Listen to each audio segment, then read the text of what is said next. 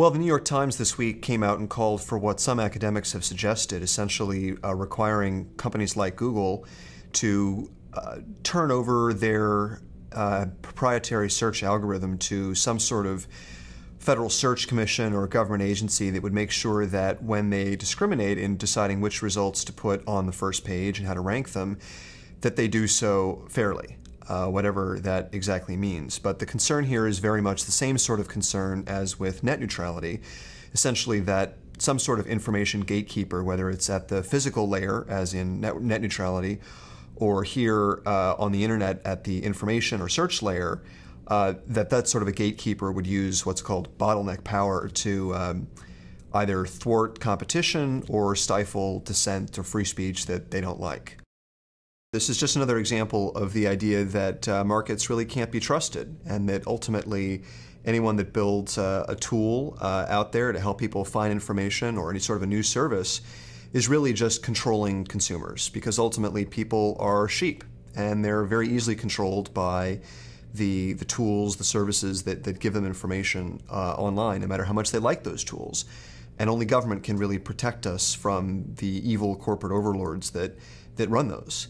And that idea has been used against all sorts of companies to take away their property rights, to really come in and turn what have been great and dynamic engines of creativity into plain old public utilities. So I think we're seeing a replay of the sorts of the approach to telecommunications we've seen over the last 80 years. And I don't think it's a good one for consumers. We always have to remember that every debate we have here in the U.S.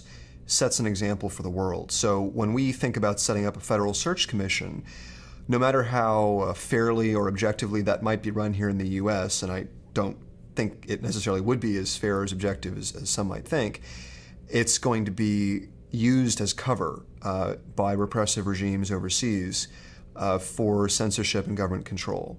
So really, anytime we give a government agency here in the United States more tools of control over the internet, we have to remember that will be abused overseas. And indeed, it will be abused here too. And that's certainly happened in the past. The Fairness Doctrine itself was abused for political purposes by Democrats and Republicans alike. What we see here is what Milton Friedman called the business community's suicidal impulse. It's the idea that companies regularly, all of them, persecute their competitors with regulation or the threat thereof. And it's very difficult to blame any one company because, of course, they all come to Washington, at least originally, for largely defensive purposes. And they have to defend themselves from government. Lobbying is not a dirty word. It's part of the First Amendment guarantee. But the problem is it's very easy for any one of these companies to try to use government as a weapon against their competitors or as a shield. And it's unfortunate, but they shouldn't be surprised when the regulatory ideas that they promote in one area are used against them in another. And again, I don't think we can sit back here and gloat that a company that's supported regulation in some areas is now being thrown up as the target of regulation in another area. I think we free marketeers need to take a unified, principled stance in favor of freedom and property rights and the First Amendment for everybody, and have some confidence that technological change will ultimately solve all these concerns that we have about transient monopoly or market power far better than any government agency ever could.